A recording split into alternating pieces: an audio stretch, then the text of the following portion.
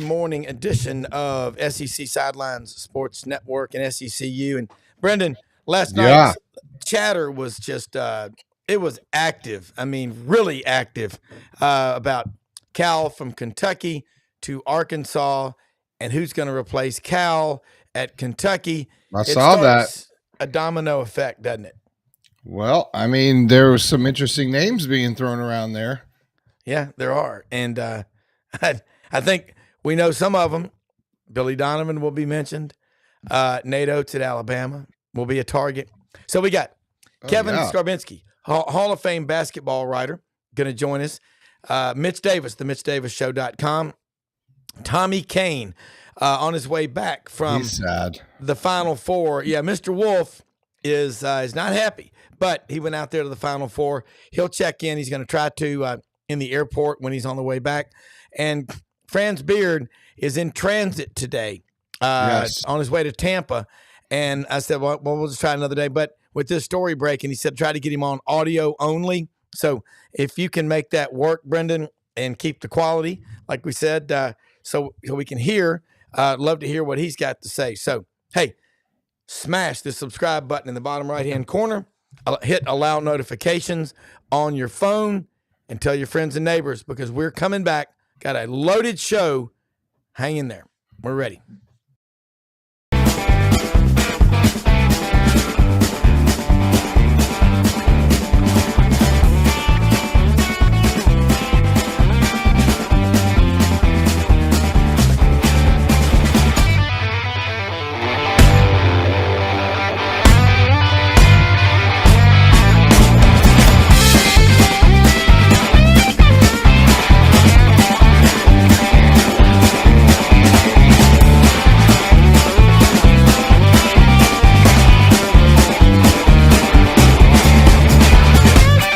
Sidelines with Rob Brown.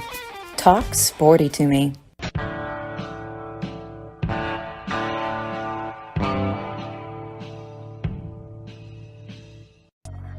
All right, I don't think there's any surprise that there was going to be some changes in some college basketball coaches at the end of the year. And Mitch Davis, we've been talking a lot with you and with Kevin and everybody on this Monday roundtable lately about, what's the next move? And if it does, it starts a domino effect. Now Cal to Arkansas. That started last night. You sent the thing about Wes Moore. Wes is a big part of our show, a regular on here in Little Rock. Yeah, the ESPN 103.7 The Buzz. He was putting it out there. Dudley Dawson and I were going back and forth last night. But Cal to Arkansas, I think it's great. Sometimes people need a change of venue. He has not forgotten how to coach, and he even admitted as much after the loss to Oakland in the first round of the tournament. Maybe the model that I use isn't working. All these high school studs, it's not. So he goes to Arkansas, and Cal gets back to square one.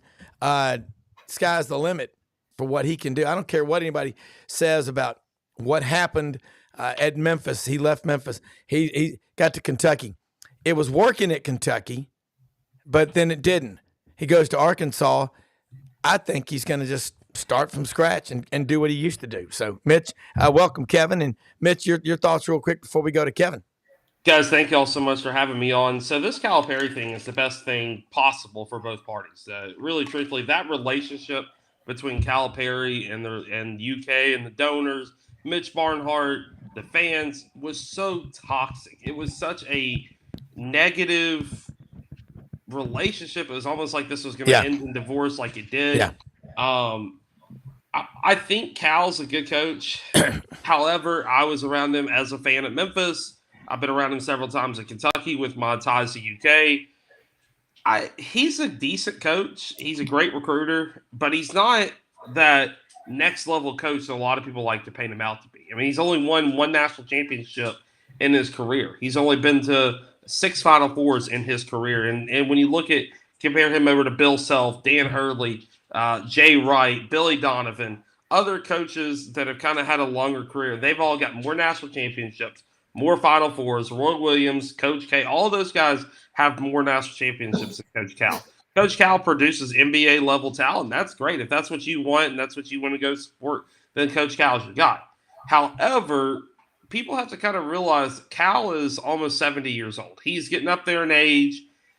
I agree with what Matt Jones said last night, where this could be one of those things where it kind of revamps Cal for a few years and gets Arkansas back to, Elite Eight, Final Four status.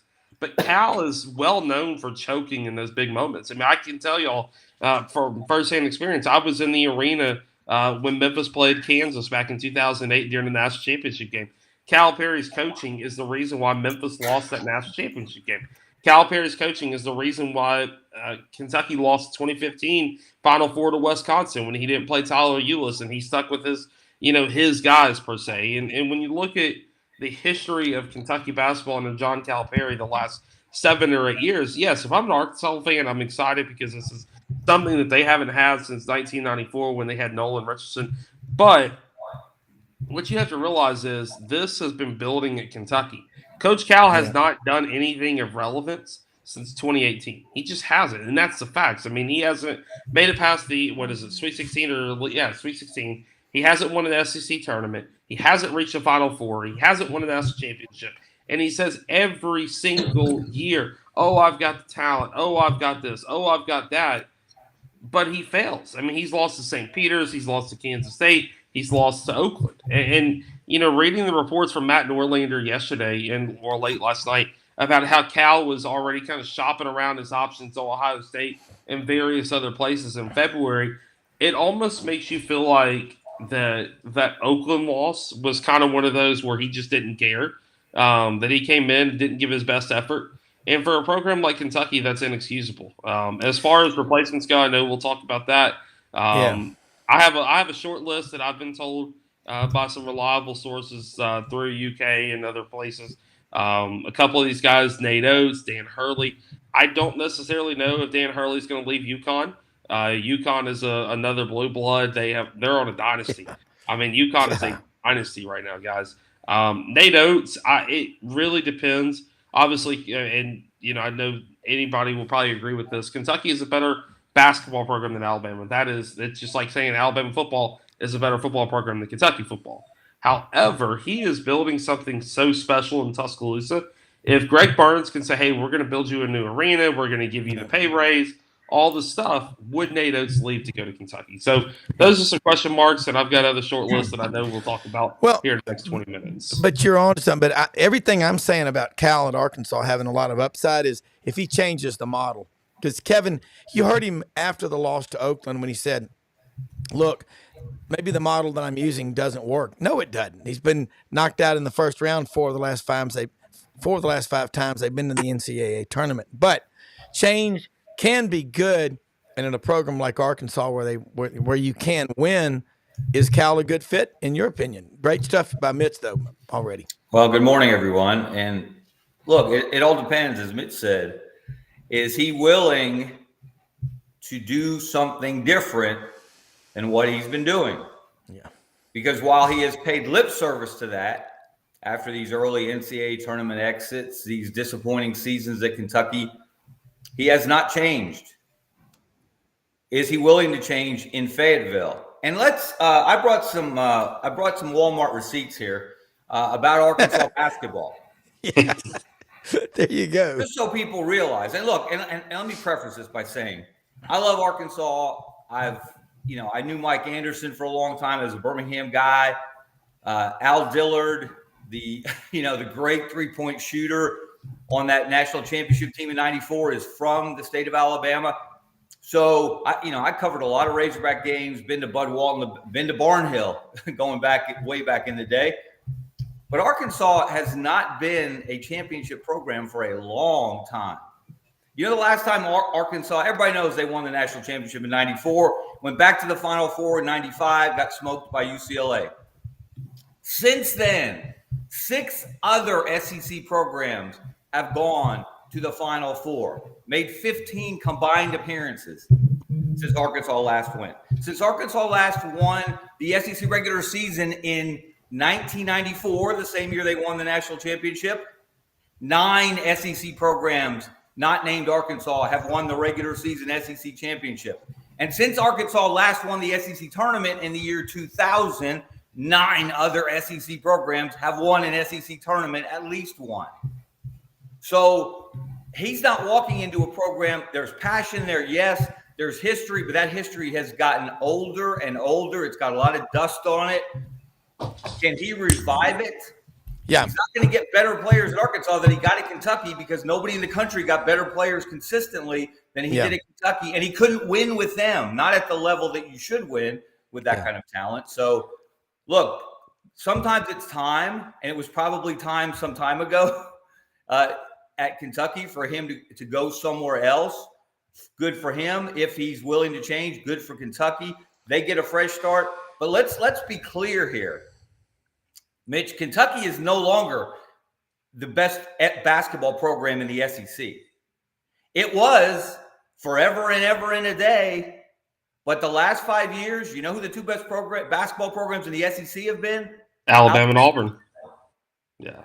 And that's why, I question Nate Oates can do everything that he wants to do at Alabama. He doesn't have to move his family. His oldest daughter is a freshman at the University of Alabama. He doesn't have to move his family again. He just agreed on bad timing at the time, good timing in the big picture, to a new contract with an $18 million buyout the day that Alabama lost to Florida in the SEC tournament, or at least went public that day. So he's in great position. He works for a great athletic director who cares about sports beyond football. He's not just a football guy. Yeah. So the only thing they haven't done for him is build a new arena. And I imagine that that's going to happen. I believe there were some conversations along those lines before he decided to agree to that new deal. So, look, they can throw all kinds of money at him, and you never know what's in someone's heart until they have to face that kind of decision. But he doesn't have to leave Alabama to be the coach of the best basketball program in the SEC. He's built it in Tuscaloosa over the last 5 years. Yeah, and that kind of goes in tandem with when Mike Sly back in 2014 said, everybody ramp up your basketball operations. And in the last 7 years, Auburn and Alabama have won 4 outright conference titles and then 4 conference tournament championships. And that when those 2 schools get committed to something, they're athletically OCD crazy. They'll go all in, and you're already starting to see the tectonic. I'm starting to see the tectonic plates shifting back into place. I actually believe some of what I'm hearing from Hugh Freeze, because after Gravedigger last year, I thought of him as a living brain donor. I mean, how could somebody rush to and give Alabama? There's a lot going on. Mitch and Wes Moore was on this story last night from ESPN 103.7 The Buzz in Little Rock, and I was texting with him last night, and he comes on with us a lot on Mondays, and Dudley Dawson, Hogville.net, will be on with us Wednesday. Wes is going to come on here in about 15 minutes. I said, I won't keep you long. He said, sure. He's really good. He's been on this story, so we're going to get his perspective. But, Mitch, one thing that you and Kevin both have said is Cal, as great as he is and what he's done before and what they've done at Arkansas, they got to revitalize Arkansas's program. And Cal, if he doesn't change the model and tries to recruit, and Kevin's right, you're not going to get better players than you got at Kentucky. But you got to learn how to work the portal like everybody else does. You think he's willing? He's a young 68 or whatever. I've been around him when I worked at Morgan Keegan. Jimmy Sexton still is his agent, I'm sure. I used to see Cal in the building a lot. But he's a very vibrant, guy at whatever age he is. And you're right. Maybe he's just there to stabilize Arkansas, Mitch. And here's the thing about Coach Cal, and I try to be as respectful as I possibly can. But he is, I said this, 2 weeks ago, 3 weeks ago? He is so pompous. He has got that attitude about him. Yeah. I don't want to go down the rabbit hole that I did 2 or 3 weeks ago, but he is so dadgum, egotistical, pompous, and he just is. That's who he is. He is one of these guys where he thinks that because he's won a national championship, because he's got $1 billion in the NBA, which is great. I mean, look at it with Anthony Davis and all these guys are doing. That's great. But Kentucky basketball has and will always be Kentucky basketball. It just will. And now they've been going through some hard times because Cal doesn't know how to coach and all this other stuff. However, I was talking to my dad this morning, who is a lifelong UK fan, season ticket holder, all this great stuff.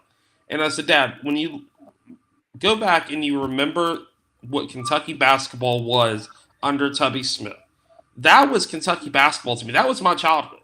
That was a lot of fun. We would go to the SEC tournament. There was that Kentucky pressure, but it wasn't toxic. It wasn't, fans weren't trying to kill each other. Fans weren't going off each other on Twitter. You didn't have coaches calling out the fans in press conferences. You didn't have Tubby Smith skipping press conference after a bad loss. Or it was fun to be a Kentucky fan, and that is what. I don't know why my phone is blowing up. I'm trying to mute the text, and it's blowing up today. But that was what Kentucky basketball was. Kentucky basketball was fun back then. And Cal brought this attitude. And again, I was around Cal at Memphis. My grandparents had season tickets for I don't even know how many years at Memphis State. I went to so many Memphis State games. Grew up with Tigers. I was always around the program. And it was the same way at Kentucky, or the same way at Memphis. He had divided the fan base. He had divided the boosters, divided the athletic department. And so this is the best thing possible for all parties involved. And sorry, guys, my phone, as y'all can imagine, I know Kevin can probably relate. When you've got sources blowing up your phone and telling you this is what's going to happen, you get a little distracted. So today, and they're all right. There's no rumors out there, Kevin, are there? None. It's all true. Today's a little bit of a busy day. I was telling my wife, we were sitting at Cracker Barrel last night, and this is when everything started to break. I was like, babe, I'm so sorry. We were planning to watch a movie last night. I was like, still watch the movie, but my phone is going to be, be typing away. And it's one of those things, I went to Starkville Saturday night. And that's another crazy thing is we've got a wonderful national championship game tonight. Uconn and Purdue, two of the best teams in college basketball. And what is Calipari? This just shows his I knew you'd say that. Pompous, just attitude. This is the eve of the national championship game, and Calipari decides to steal the show and make it all about himself. It is so par for the course. And again, guys, we had a crazy weekend of SEC baseball where I was in Starkville on Saturday night and saw one of the weirdest, wildest, wackiest baseball things I've ever seen in my entire life, where we had an hour-long delay for an ejection of like 12 or 13 players from Georgia and Mississippi State for a play at the plate that just didn't make any sense. And here we are again on a Monday morning talking about Coach Cal because Coach Cal has to make it all about himself. Well, Kevin, there are people who are going to say, well, we tried to keep that story under wraps, but we just couldn't because there were so many people talking about it. Kevin, you're talking about, and Wes is going to be on to add a little bit more to the Arkansas deal, but he just mentioned this Uconn-Purdue game. Your takeaway from Alabama, Uconn, how good is this Uconn team, and does Purdue beat them tonight, you think? No, I got to believe that if Uconn plays like it plays just about every time out, that at some point they will break Purdue. And that's what happened with Alabama. Look, Alabama was more competitive with them for a longer stretch than certainly anyone in the NCAA tournament, and more so than most people they played all year. And credit to Mark Sears. Mark Sears scored more points this year in the entire season than any player in Alabama history.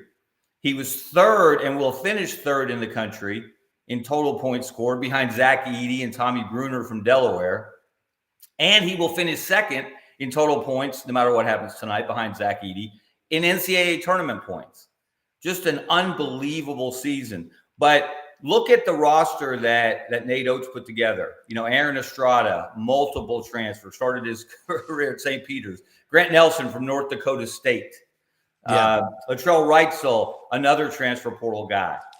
See, this is what Cal has not done, and what smart coaches like Nate Oates have done. They balance high school recruiting and transfer portal recruiting to put together the best roster. By the way, Alabama's bringing in 2 McDonald's All-Americans to next year's team. they should be, and depending on who comes back, Grant Nelson could come back. Mark Sears could come back. Don't know that he will, but they could have an even better team next year going into the season than they have this year. So UConn was so impressive. And what really stood out to me, I knew they were good offensively. Yeah. I knew, and even defensively by the numbers, but what they did something to Alabama that almost no one has done to Alabama. The way they ran them off the three-point line, the way they stuck to their men beyond the arc and just didn't give them room to breathe was amazing. Everyone was so excited at halftime because Alabama was, 8 for 11 from three. The number to focus on wasn't the 8, it was the 11. That Alabama only took 11 three-pointers in that first half. You notice they funneled them to the basket, and you've got 7'2" Donovan Clingan, who is an athletic Zach Edey back there. Yeah. And by the way, I think he will. I think Clingan will acquit himself quite well in that matchup tonight. And then their backup center is a freakish athlete, Samson Johnson, I think his name is. Yeah. He made a couple of big-time athletic plays in that game Saturday. But the way their defense clamped down on Alabama the last 10 minutes was a thing to behold. And then they put on a clinic offensively. The sets they run, the shots they get, and then it's not just getting the shot, it's making the shot once you get it. That was elite basketball on both ends of the floor, especially the last 6 to 8 minutes against an Alabama team that pushed them, like I said, more than anyone had in a long time. So I really like UConn. That's nothing against Zach Edey's had a great career. I'm not the biggest fan of the way he plays or the whistles he gets and doesn't get, but yeah, I think this has a chance to be a memorable championship game. I just think UConn is the better team, and I think they've been the best team in the country for 2 years now, and I think they're going to prove it again tonight. Yeah. Mitch, looking at that game, I mean, and what he just said about Alabama, 2 McDonald's All-Americans coming in next year. They may announce they're going to build a new arena and get rid of the old airport hangar at Coleman Coliseum. And if they do that, if Alabama commits to something, they don't half-ass it. And that's interesting. But UConn, Kevin pointed out a couple of weeks ago on the show that since 1998, UConn has won 5 national championships. Here we go. That's 2 more than Duke, 2 more than North Carolina, 3 more than Kansas, and 4 more than the Kentucky Wildcats. All research done by Kevin Scarbinsky, the Birmingham lead, and Scarbo knows. Follow him, U.S. Basketball Hall of Fame writer, the only one in the history of the Yellowhammer State of Alabama. Mitch, you should aspire to such greatness, But let's talk about this game tonight. Zach Edey, maybe the most unlikable guy in Basketball Star. I mean, he's kind of the Angel Reese of men's basketball. Hey, now don't mess with my girl Angel Reese. I love Kim Mulkey. I've been around him several times. And I love Angel Reese. Angel Reese is a warrior, but I mean, she's a little bit in your face. But here's the thing. Was Don Stanley. Did y'all hear the comment that Don Stanley made before the Final Four? I'm not going down that road, but I mean, she went down the road and said that she should allow transgender men. Hey, I'll save you. I'll cut right to the chase on that one. I'd love to see the reaction on her face. It's going to be funny when someone like Shaq or Charles Barkley or LeBron shows up on a women's team to play against her. I mean, be honest. We all know we've had Riley Gaines on this show. It's common sense. 100 years from now, they'll find the skeletal remains of a man or a woman, and if they were a transgender, their skeletal remains will say they were a man or a woman. That's the end of the story on that one. But Dawn Staley in South Carolina, 38-0, Kevin, last night, never happened before. I mean, well, in a long time. We've had it happen. Yeah, they've been undefeated national champions, but what she's done, and it's gotten overshadowed with a lot of other conversation around the women's game. Yeah. Like she is at the top of the mountain when it comes to women's basketball coaches. And you even see people suggesting that that's who Kentucky should hire for its men's program. And now again, they're not going to do that. And I don't know how serious some of these suggestions are, but we haven't seen that since Pat Summitt. Yeah. There were serious suggestions that the Tennessee men should hire Pat Summitt, or she should go coach the Tennessee men after all the success she had with the Tennessee women. That's the ultimate compliment to Dawn Staley. She's been the ultimate winner at every stage of her career as a player, as a coach, and you just have to appreciate her, the way she runs her program.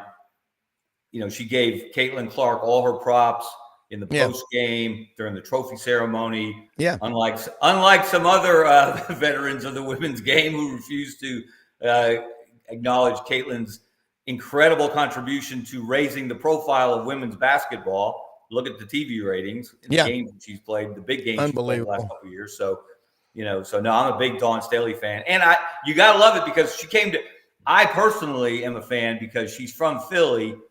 She came to SEC Basketball Media Days last year, and she saw someone in the crowd, actually the new sports editor at AL.com, Andrew Hammond. He was wearing a Phillies baseball hat, and the first thing she did was give him a shout out when she saw that. So as a Pennsylvania guy, I'm an even more of a fan of Dawn Staley. Yeah, I mean, look, it's okay to disagree with somebody. We got to get out of this cancel culture BS. Okay. I mean, I don't agree with her stance on that. She's a hell of a coach, and I'm glad South Carolina won. I mean, God, it's the SEC. It's great. But, it's okay to disagree with people, folks. Kevin, you and I, we all know we don't agree with everybody. We don't agree with our wives on everything. Sometimes we get tired of it, but don't tell them like I did one time, why are you putting hot sauce on that dinner? Because it kills the flavor. Well, I mean, what I meant was it adds the flavor to it. No, but Mitch, I know you've about got to get going, get your super banker cape on. But you know what? Women's basketball and Kevin or somebody on this show, Buck Wade, one of our viewers, three of the NBA finals last year drew fewer viewers than the Iowa LSU game last Monday. Powerful stuff, Mitch. Yeah, and what's so cool, and I've said this before on the show, is I love, obviously, men's basketball, college football, college baseball. Those are my bread and butters, especially, college basketball and football. However, I've been getting around Coach Yo and Coach Purcell at Mississippi State, of course, Kim Mulkey, guys, and this is why I would defend Kim Mulkey till the Calcas come home. She has been so gracious and so kind to me over the last 2 or 3 years, and willingness to do interviews and do articles and stuff like that. And when I've been able to cover her and be around her teams, they've all been nice. I've got to know Angel, I've got to know Haley, and all these different types of people at LSU. And I have a very special place. I haven't had that opportunity with Dawn Staley, and I'm sure she's a great person. She seems like I just didn't agree with her comments the other day. Yeah, that's okay. But the women's game, man, I mean, look at what Kentucky just did and went and hired Kenny Brooks from Virginia Tech, and look at how deep the SEC is going to be in women's basketball next year. I mean, when you look at top to bottom, Tennessee went out and hired the Marshall coach. First time ever in the history of the program, they went and hired a coach that didn't have any background with the University of Tennessee. And she had so much success at Marshall and, won the conference tournament, I think, twice and took Marshall to the NCAA tournament, which at Marshall University, any type of basketball success, whether it be on the men's side or women's side, is almost unheard of. And so that is such a good thing for the University of Tennessee. A lot of people are upset that she replaced Kelly, and that's fine. But the SEC is in such a great place on the hardwood right now between the men's and women's basketball. I'm excited to be a part of this, and I know a lot of people will give me grief for covering women's basketball. But, guys, I'm going to be honest with you. Sometimes the women's game is just – Who are these people? It's not us. Kevin, I think it's great. I mean, the iron sharpens iron, dude. Keep doing it. And don't ever apologize for an opinion. And what's so awesome is getting to know, the men's basketball, sometimes you don't get to know the coaches and the players as much because there is that kind of the wall and kind of that, that barrier a little bit. But once you get into softball and you get into baseball and you get into women's basketball, that is kind of where you get to know your coaches. And obviously football is run like a Fortune 500 company. And football should be a total separate entity, but that is a different conversation for a different day. And that's why I love women's basketball so much and softball and baseball is because you get to know these coaches. So, guys, but I really appreciate y'all letting me join y'all. I'm about to have to hop off here and work from home, but I still got to still got to do some stuff, and I really do appreciate y'all having me on and everything. So, Rob, Hey, look, Kevin, and love Brendan, it. good to see y'all. Hey, we'll be texting a lot tonight during the game, Mitch. Yeah. Gonna be, I love you because you don't hold back, and don't ever hold back. Don't back down. We got a little Gator influence there, but don't. Mitch, we'll see you in a couple of days. Thanks, guys. Appreciate it. You bet. Wes Moore is going to check on with us right now. ESPN 103.7 The Buzz in Little Rock, Arkansas. And Wes, last night I was getting questions from Mitch Davis. Was like, he goes, "Do you know Wes Moore is?" I said, Wes is a regular part of Sidelines team. I said he's solid as a rock over in Little Rock and proud native of Jacksonville, Texas. If he's putting a story like this out there, he's also the sports anchor, Fox Channel Sports 16 in Little Rock. And he does games for University of Central Arkansas and ESPN Plus. He knows what he's talking about. Wes, last night was a really active night. You know, it was a Sunday night, and all of a sudden the stories start coming out. But you were the person that I pinpointed it to on this Cal 2 Arkansas. So you got Kevin Scarbinsky, Hall of Fame basketball writer, the Birmingham Lead, on with us, and our executive producer, Brendan Martin. So we're ready to hear what you got to say. Yeah, yesterday was crazy, man. Got the first call probably about 12:30, I'm guessing. In fact, I don't normally work on the weekends at the TV station, but my weekend guy was off. So as soon as church was over, I went to the TV station. I'm doing some work. I got a call at 12:30 from a very good friend, a very good source. He just said out of the blue, "What are you hearing about Calipari in Arkansas?" And I was like, "Man, I saw some random tweet on Twitter earlier today or last night, but I haven't really heard anything." He's like, "It's happening." I'm like, "What? Wait, what?" And so, I got very interested then and started, talking and filling, getting him to fill in the blanks. So then I just went to work, guys. I just started texting and calling all my contacts, all the people with the program that I know, the insiders, and just working the story.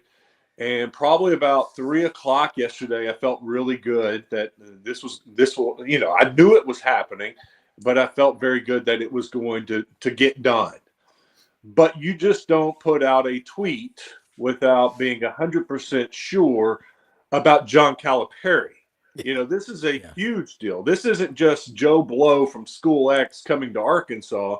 This is John Calipari. So I just kept working it until I was 100% confident that this was a, going to happen, done deal. And I put it out I can't remember, about 8:30. It's been crazy, a whirlwind. But just to kind of give you a feel, that's how long, I was working on it yesterday. It was, a good probably 8 hours. And, look, could I have done it earlier and sooner? Yeah, I could have. But I wanted to be 100% sure that this was good and that my sources were correct. Yeah. Kevin? Well, first of all, Wes, great work on the story. And it just goes to show that people need to, I think it's a great lift for local journalism. Yeah. People follow the national folks and look, there are a lot of good journalists on the national level, but the real work gets done on the local level. The people who develop, like Wes, who develop relationships with people who know what's going on behind the scenes. And when they say something about their area of expertise, you need to listen. So again, Wes, a great work on the story. It's obviously a bombshell in Arkansas and Kentucky, throughout the college basketball world. It's not very often you have a coach of this caliber change jobs. Really, I think of it as Nick Saban going to Alabama. And I remember getting a lot of heat when I first reported that, and everybody laughed at me before they even fired Mike Shula. But this is a big deal. And again, I'm so glad to see that Wes was the guy who really told the world this was happening, because he knows, he's plugged in, he's got sources. And kudos to you, Wes, again, and a huge boon for local journalism. We need more of it. I appreciate it, Kevin. It was crazy. You put out that tweet. And once again, I was 100% sure I wouldn't do it. And, you see all the comments and and then it just explodes, and then the Kentucky fans pick it up, and they're calling you all kinds of names, and I once again I didn't doubt, but you had those feelings in your head, and you're like, oh God, everything better be right, this could be so bad. But it was, once you start seeing, and then I got some other calls in between time saying, "Hey, man, good job. You're right on. This is a done deal." So I appreciate you saying that, Kevin. And it's been funny seeing some of the people coming back this morning and going, "Sorry, I said that about you last night. You were dead on. you nailed it." Yeah, Wes. I mean that's the great. I'm with Kevin. And we say it all the time. What we're building with SEC Sidelines, Sports Network, and SECU is you've got the 40,000-foot view from above, from ESPN, Fox Sports, National, whatever. But you've got to be able to drill down local. That's a theme our executive producer, Brendan Martin, always talks about. And I am so glad because the best guests you'll ever have are your writers and your local beat reporters and the people that cover the stories. And yeah, it's hard to get information now, but what you just did is probably is a crappy word. It's absolutely going to inspire a lot of reporters that are local beat writers and beat reporters like what you do. And Kevin's with Birmingham, but you have a national reach, but your passion is local. And I'm so glad this is the best. It's a great story for Arkansas if Cal works out. But it's even better that you broke the story because we don't see enough of that anymore. In fact, there's almost a lot of the coaches don't even talk to the local media. And I think maybe after this, it's going to change. I appreciate it. I'm just excited that for the Razorback fans, though, honestly, when Eric Musselman left, it wasn't good around here, guys. No. He brought Arkansas back to a relevant place nationally. They went 25 years without being in the Sweet 16. I mean, that's a long drought for a program that won a championship in 94, played for it again in 95. Then they went 25 years without going to Sweet 16. They went through Stan Heath, John Pelfrey. Mike Anderson got them back to respectability, but just could never take that next step. And here comes Eric Musselman, and they go Elite Eight, Sweet 16 in 3 straight years. And then he's gone after a rough year this year. And a lot of fans, once I think they're starting to grasp, look, that job at USC that's home for it. It was a dream job for Eric Musselman. USC, UCLA, San Diego State. I was always told, watch out for those 3 jobs. That's dream jobs. So I get it. I understand it. He's going back home. But all of a sudden he was gone. And the fear was the next hire was going to be a bust. I heard it so many times on my radio show. They're about to hire the next Stan Heath, and Arkansas is going to be irrelevant again. Guys, forget about that. Arkansas is not irrelevant. Arkansas was leading SportsCenter last night. They're still talking about it this morning. They're going to talk about it during the national championship game. John Calipari is going to make sure Arkansas doesn't fall back into being an irrelevant basketball school. That's why it's so huge here. Yeah. Wes, I want to know, what can you share with us about the overtures, the reported overtures to people like Jerome Tang and Chris Beard? How did Arkansas get to Calipari? And I know from doing this myself for so long, it's difficult to say who was actually offered the job. Yeah. Who did they talk to? What is an interview? It's not what you think it is. What a lot of people think it is. So I'd love to hear just kind of a little chronology from you on how this all went down. Yeah, Chris Beard was real. They had some deep discussions with him. I'm told that it broke down. Hunter Yurchek wanted to put in a big buyout clause for the first 4 or 5 years because the talk was out there about Kentucky and Beard. And he just wanted to make sure Hunter didn't. And I'm a huge Chris Beard fan because he was here in Little Rock. He coached the Trojans, took them to the NCAA tournament, won a game. I got to know him on a personal level. I wanted Chris Beard. And when it broke down, I get it still. I mean, if I'm Hunter Yurchek, I don't want to hire this guy and lose him the next year to Kentucky or wherever. I don't want to go through this process again.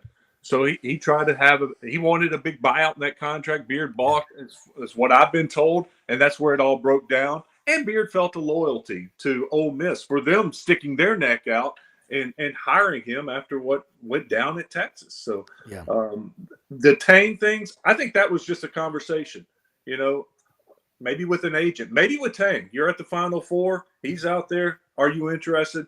Kansas State gets wind of it. They give him a new contract. I don't think there was much to it. Then that's when it gets fuzzy, Kevin. It's how deep was the discussion with Will Wade, Jans at Mississippi State, Darrell Walker at Little Rock, former Razorback.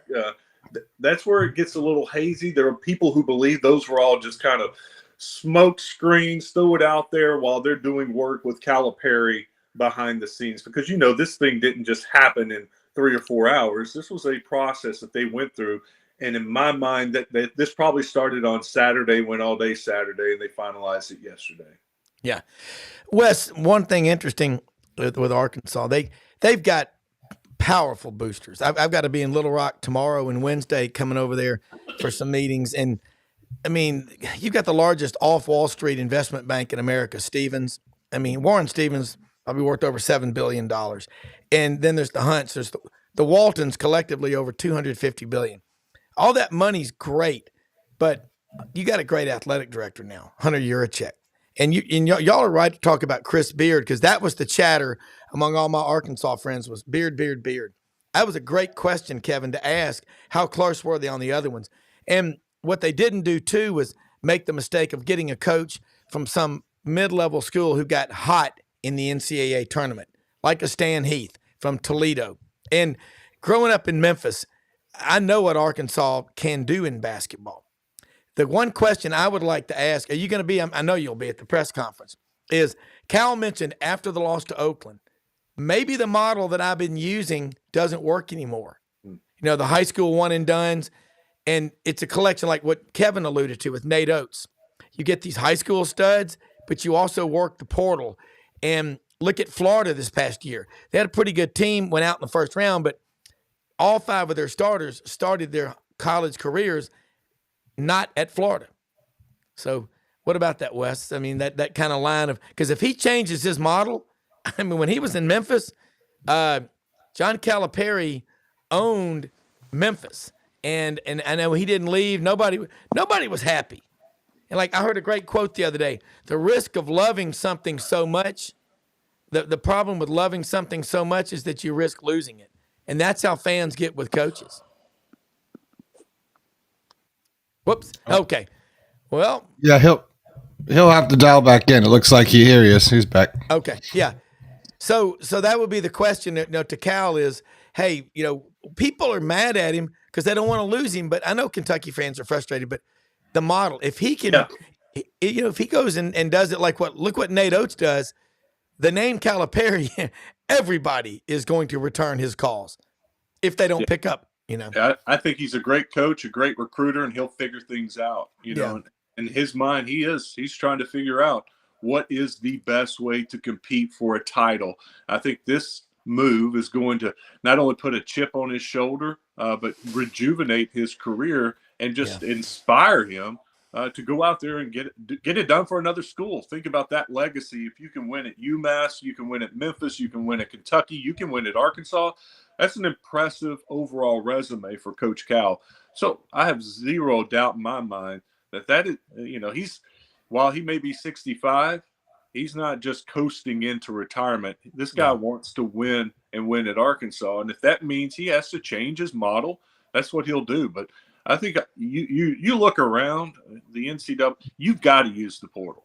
But you've got to look at Musselman, one of his best teams. It was a combination of McDonald's All-Americans and portal guys. Guys, you can't turn away NBA players, McDonald's All-Americans. No. You can't turn that down and say, we can't win with those guys. No, you've got to have talent to win, but you need a combination of talent and some experience. And so I think that's what he'll do. He's going to keep getting those great players and putting them in the NBA, and then he's going to try to bring in some guys from the portal and mix those together. Yeah. Kevin, I know one more question I know you got for him before we let Wes go because he's got to do his radio show at 9. But, Wes, thank you, as always, for coming on here with us. We really appreciate it. You bet. No, I enjoy it. Yeah, Wes, I think you hit on a great point there.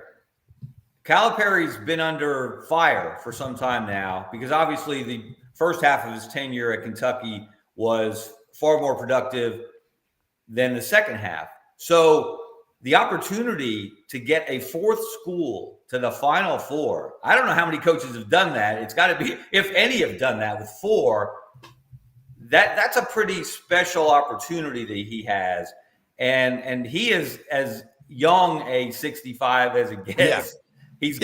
He's got a world of energy. Every time you see him, it just radiates off of him.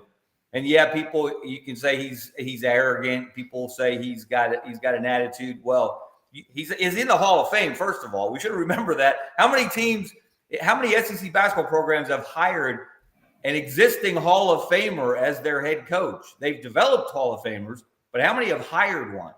He's proven himself at every level at different types of programs. So I think if you get the best John Calipari, and I suspect Arkansas will, that just makes SEC basketball all the better.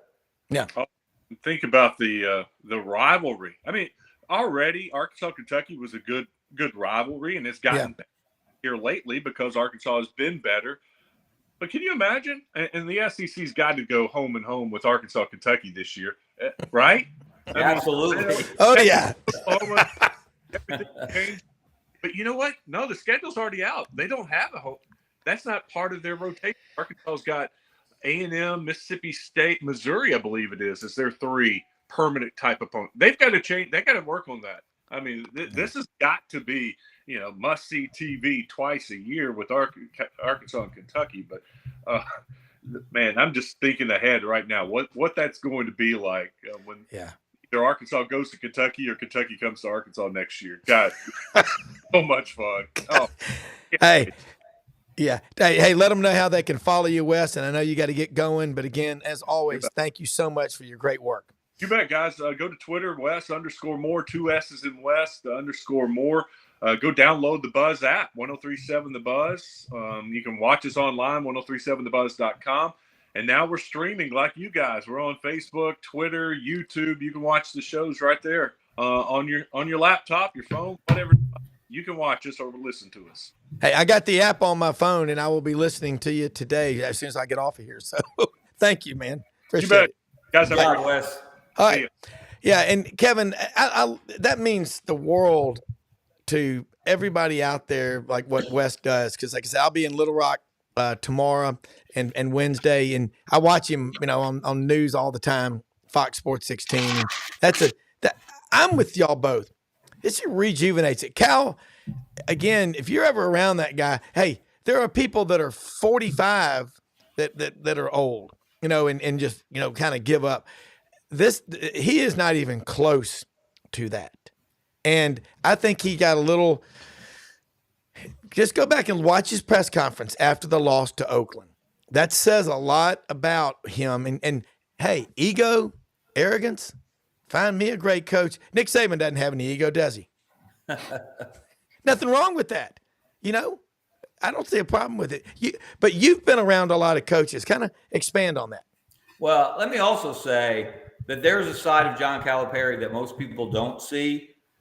For example, a couple of years ago, Tony Barnhart and we emceed the annual fundraiser for the Mike Sly Foundation for Prostate Cancer Research here in Birmingham. Mike's daughter, of course, Anna Slive Harwood, is the executive director of the foundation. I had a great relationship, got to know Mike very, very well through the years, and spent time with his wife, Liz, the last year of her life, recording her memories for the family. So what you don't know is that at that event, John Calipari made it a point to be there. He and Bruce Pearl and Andy Kennedy from UAB all came. This was in September, so they're already in preseason workouts. And it was the banter between Bruce Pearl, who also was very close, obviously, to Mike Slive. And between Bruce and John it was something special. And they vowed that they did, I can't even remember what it was, but they did something special to raise money for the foundation. Yeah. I think Bruce offered that year, Auburn was going to Kentucky, and Bruce offered for a certain level of donation to the foundation a couple of seats behind the Auburn bench when they went to Lexington and Rupp Arena. Wow. And again, to see the genuine feeling that those guys had, John, Bruce, Andy, for Mike Slive, that they took time out of their incredibly hectic schedules to be there. And for John to fly in from Lexington just told you something special about him beyond what you see on TV, beyond the press conferences, beyond the 30 for 30s, all of that stuff.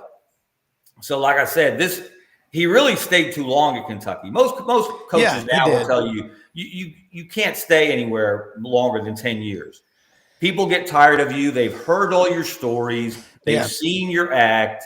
And especially when you start out like he did with with 4 Final Fours in his first 6 years and a national championship. Yeah. That's a high bar to maintain anywhere, even with the tradition that Kentucky has. So it probably should have happened several years ago, but I have a feeling Arkansas is going to get the best John Calipari. And the best John Calipari has been one of the better program builders in the country. Yeah. Well, but isn't he a lot like the rest of these, like I know a lot of coaches in my day. I've met a lot of coaches in my lifetime from, a myriad of sports, obviously football, basketball. Basketball head coaches are a little bit of a different animal. I'll never forget was it championship cul-de-sac or whatever it was when it was Urban Meyer, lived next door. And it's like with Billy Donovan and it's like I always in my mind it's like a snapshot, and you talk to Urban, those guys like, you guys good friends? We're like, yeah, kind of. Like, we knew each other. Yeah, they weren't best friends because they got talking two different animals. But I think the common denominator with these coaches is they have the ability to not really give a shit what everyone else is thinking about them. Right. Yeah. And that's really hard. Right. In a fishbowl, especially. And then in basketball, I think it's even more so. You have lefts to deflect it off. I mean, God, Billy Napier's got the largest staff in the history of time. You can blame 400 different coaches and analysts and everything else. But in basketball, it's just hyper focus. Right. And I think Calipari, like you said, Kevin, you start out such gangbusters and there's that expectation. You raise your own bar, but it's Kentucky. So you're really just meeting the bar that's already there. I think when you see these coaches sort of outside of that element, when you see them outside of sports and everything else, you see them at an event or interacting with one another, basketball coach to basketball coach, you really see it sort of melts sort of that facade that they have, that they're so tough or they don't care. But what you find out is they actually care more than you ever knew as a fan about their players, about development, about young men, about all these different things. And I think that, we just don't see it as much because they don't really care to let you know as much. And I think Calipari, probably is in line with a lot of that. I think he's a great coach. I think he's great, and I'm really glad to see him stay in the SEC. Right? I am too. And so I think that's good for Arkansas. I think that's good. Now we're having this discussion about them that, we weren't having before. So I think all of that sort of, and I know it's a lot in one thing, but I really feel like it, that is the gist of these college coaches and these small fishbowl sort of scenarios. Yeah, that's a really good point, Brendan, and more over time, as coaches made more and more money, and as the media expanded beyond your local beat writers and your local TV hosts, they became more and more wary and let fewer and fewer people in from the media. You didn't develop their relationships because you didn't know who you could trust. Yeah. There were so many people out there that you felt like if, I know many coaches feel like if you give this guy a privilege, you spend, you develop a relationship with this guy, then you seem to be shutting out others, and they're conscious of that. They're conscious of everything they say because of how much money they make. They don't want to lose it. So it is rare to get a coach who's at the no more F's to give stage of his career and is not worried about his reputation, is not, for the most part. But look, he didn't want to go out with Kentucky going out in the first round on a regular basis. Yeah, no. He wants to go out. I guarantee he wants to win another national championship. Yeah. And do it at a different school. How many coaches I don't know if there's any. Are there any SEC? I didn't think about this. Are there any coaches who've won national championships at more than one school in the SEC? I don't think that's true in basketball. No, I don't think that's true. No. True in football with Nick Saban, obviously. Yeah. But I don't think anyone's done it in basketball. Of course, only 3. That's another thing. Only 3 programs, for as much success as so many SEC programs have had in basketball over the years, and especially recently, only 3 have won a national championship: Florida, Arkansas, and Kentucky. Yeah. So it's going to be you interesting. can do it there. It's been done. Yeah. And that's the point about this. Cal, when he lived in Memphis, he lived in a subdivision there called Red Acres, Galloway Golf Course. Lived 1 house or 2 houses down the street from Bishop Stibe, Terry Stibe. And he was a regular celebrant at Mass. I know a lot of people that knew Cal. They still love him. Nick Saban. What you don't know about these coaches that they do off the grid is amazing. Nick Saban, one of them. Bruce Pearl, my goodness. John Calipari. I'm with y'all. I think he overstayed his welcome at Kentucky, and he was like an option drifting toward expiration date. It was just, get out. And he's going to come into Arkansas on fire. And this is a state that I know well that is starved for a winner, and they've got money. We talk about $80 and $85 a barrel oil in Texas, what that means for the Aggies and the Longhorns. $14 a bushel rice in the state of Arkansas. They've also got bauxite, which makes aluminum. They've got oil and natural gas. You've heard of Jerry Jones. That's where he got his start. So I'm with you, Kevin. If you're at the press conference, you or Brendan, whoever, what's the first question you're going to ask Cal about taking this job and leaving Kentucky? Where do you go? I'm curious. Wow, that's a good. I hadn't really thought on of the it. spot. That is a good question. Why? I think the natural question is, why will things be different will Arkansas look more like your the first half of your Kentucky tenure or the second half? That'd be one question I'd want to know. Yeah. Why are you why is it going to be different than it's been the last 6, 7 years at Kentucky? Why is it going to be different at Arkansas? Yeah. Hey, I like it. And maybe just be like, hey, Coach, a week ago, did you think we'd be having this conversation at this place, at this podium right now? Because I would like to know, because I don't think I'm sure it may be in the works, but a lot of these things happen so quick, Hey, Coach, when you started this season, did you think you'd be, a Razorback at the end of it? There's a lot of because it's I don't know. To me, I think that's what it's such a big name and such a big jump. But I as a media person, it's exciting, right? It's like, it's like, now what is he gonna do? What if he comes in and the Razorbacks are hot, and it could be a whole nother conversation, and Kentucky's crying in their soup saying, "Well, I wish we had Calipari back." Well, I want to throw careful what you wish for. I'm a Gator fan. Careful what you wish for, because and you start trading out coaches, it can get real dicey. Yeah, that exactly. And W. Van Der, one of our viewers, I tend to believe that the SEC is the best by far conference of the NCAA. Additionally, I tend to believe that if we lose at anything, then we might have been cheated in jest. Will you guys please discuss my craziness?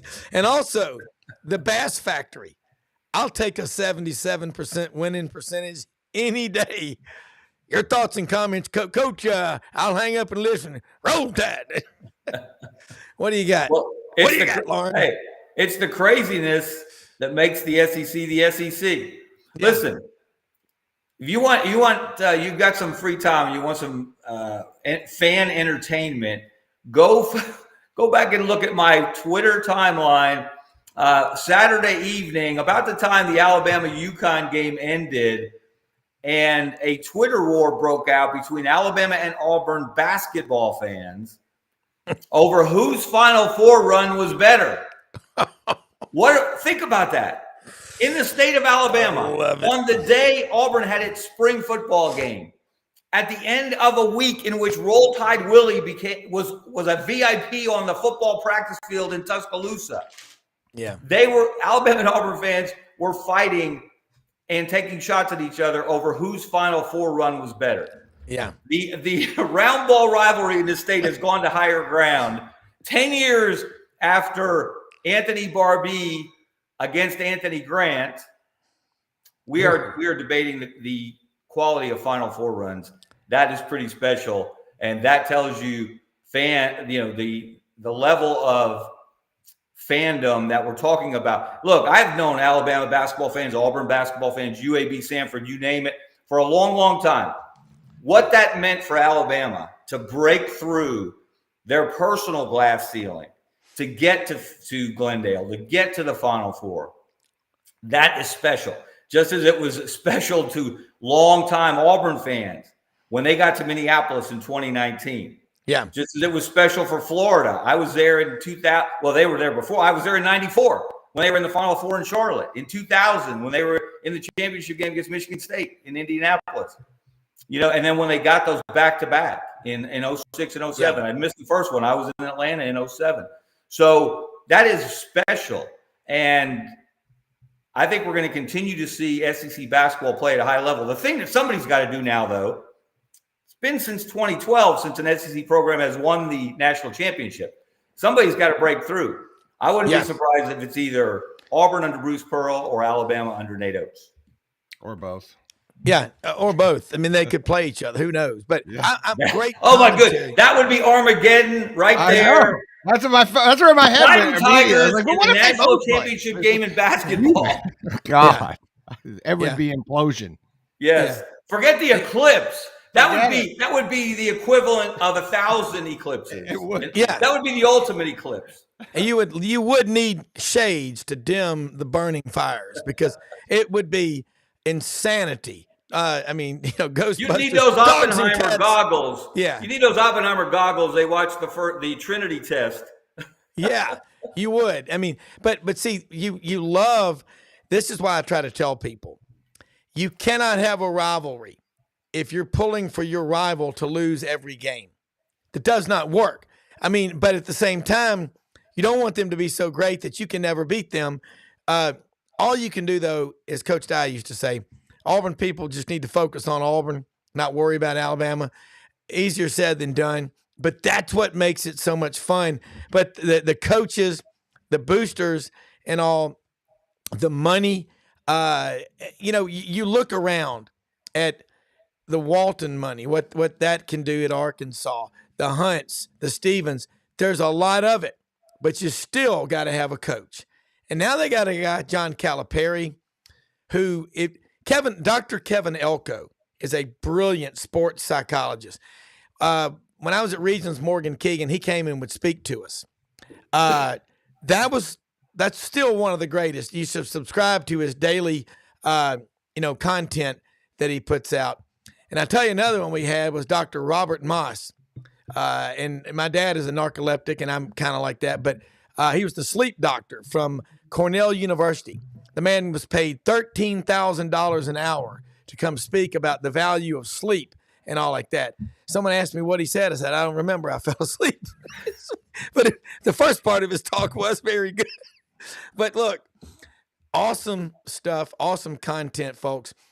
Kevin, let people know how they can follow you, keep up with all the great work that you're putting out, because you're just getting started. I mean, you've probably been up 4 hours writing, pontificating and all, but you're putting out great work, as is Mitch, as is Wes. And I love the comments.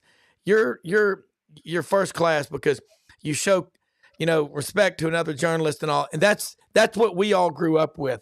We can get that back. Never's a long time. Don't ever say never. We'll get it back. Well, like in the words of the great Stephen Orr Spurrier when he was head coach and what he was telling his team, look, go win the SEC, right? Yeah. And I think that's, I was trying to, my point to you right after you said that, Kevin, is that, I think we're sort of back there now, but with basketball, right? So now it matters, right? So like now, because to Spurrier's point, it's like you win the SEC. Once you do that, you look back, you're going to be in the driver's seat to some degree. You're going to be at least in control of your own destiny and in the conversation.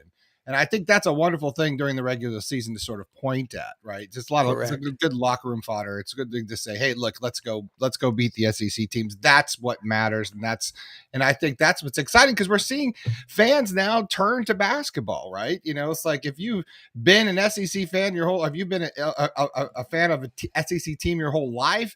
You know what a big sort of switch that is to see Joe Blow and all these different people now suddenly talking basketball, getting excited about this again. And I think that we're definitely seeing that which is great, because now you got football, spring football, and basketball. It's like a whole year of conversation. We don't have to talk recruiting all year. So for me, it's much more exciting. But I think that's important to really figure, because I love Spurrier and I love the way he coached, and I always love that about him. It's like, go win the SEC, focus on this, and then we'll have the rest of the conversation after that. Yeah. Good. That was one of my favorite things about Steve, that the SEC mattered. Winning the SEC mattered, and it still matters. And obviously in basketball, it's different. You've got a regular season championship, You've got a tournament championship, then you've got the NCAA tournament. You want to have success in all three. But if you do what Auburn did this year, you win the SEC tournament, you've accomplished something. You have. You do what Auburn and Alabama have done multiple times, as you said earlier, Rob, over the last 6-7 years. You win the SEC regular season championship, you've accomplished something. So it's great to see where basketball is. I hope we get a great national championship game tonight. I think UConn is going to show us they are the best team. Yeah. And if you want to follow me, keep up with me at Kevin Scarbinsky on Twitter/X. You never know what kind of fan fight, food fight might break out there. And it's fun to see, though, again, that the basketball has gone to a higher ground, not just in this state, but in the SEC. And I think it'll only continue. Before you go, Kevin, I just wanted to I know because we had such breaking news this morning. Obviously, we're talking a little bit different, but I don't want to, be remiss and not talk about the game tonight. Buck Wade, I think UConn will face its biggest test in this 2-year run tonight. Huskies by 5. Can we just get your take on the game tonight? I know you touched on it a little bit, and just kind of tell me what you're thinking there. Yeah, I think just, again, their starting lineup, they're not very deep. UConn doesn't go 8-9 deep. They basically play 7.5 guys, 7 guys mainly. Sometimes an 8th gets a little bit of a run, but I just think their starting lineup is about as well balanced and well connected as anyone that we've seen in a long time. Danny Hurley's an elite coach. The offense they run is elite. It is so difficult to deal with. This is not, I would be surprised if this is a game in the 80s or 90s. UConn slows the game down. They did it to Alabama. They got to the 80s, but they held Alabama down to its lowest point total of the season. And as good as UConn is running its offense, and again, it was such a thing of beauty down the stretch, unless you're an Alabama fan, their defense was equally as good. Yeah. And that's really, they don't have to double Zach Edey because they've got 7'2" Donovan Clingan in the paint to deal with him. I think he will give Edey problems because he's more athletic than Edey. Edey will get his points. He'll get to the free throw line. He always does. But really it comes down to, can the Purdue guards, how do they perform? Can they get their shot? Can they make shots? And UConn's defense made that very difficult for Alabama the last 10 minutes. I suspect they'll do the same to Purdue. And I just think they're too complete on both sides of the ball. I think they get it done. I hope it comes down to a last shot. That's what we always want to see in these types of situations. I suspect that's not the way it's going to go. It may take 30 minutes like it did against Alabama, may take 35, may take 36. At some point, UConn's going to separate. And I think they're going to go back to back. Key stat. Back to back, that's what you're saying. Yeah. I believe it. Yeah. And a key stat to look at, UConn is 33-0 when they score 70 points or more. That's going to – I like this one. Woo damn pig. We got a new cheer. Breaking news. We got a new cheer. But going to be an awesome game tonight. And the women's game, Caitlin Clark, she's definitely one of the greatest players, but we have seen this year's March Madness for the men and the women. Again, everybody needs to stop kind of trying to prop up women's basketball. It doesn't need it. It's a standalone deal now. And Dawn Staley, hell, you know what? I don't agree with anybody on everything. I don't agree with her about, letting a man be on a women's team. She's a great coach. She is as dominant as Pat Summitt, and she's doing it at a time, in my opinion, when more schools in the SEC for women are committing to winning, and the resources for women's basketball. And as impressive as Pat Summitt's run was, what Dawn Staley, what Kim Mulkey, some of these other coaches are doing might be even more impressive. And if you're a coach, if you're an athlete, you always love someone to break your records, because if you're a competitor, you should cheer other people on. Look, great stuff. We will be back tomorrow. We live in the greatest country in the history of the world, people. Don't ever forget that. And as Mr. Smith told John Vogel in high school, don't look at the eclipse through a microscope today, people. Wear the proper eyewear, okay? Yes, there we go. There we go. It'll burn your eyes out. It's going to burn your eyes out. You'll burn your eyes out. Yeah, right. We're out of Thanks, here. Kevin Scarbinsky. You're the best. Thank you, guys. Have a great See y'all one. tomorrow. All right. Tomorrow.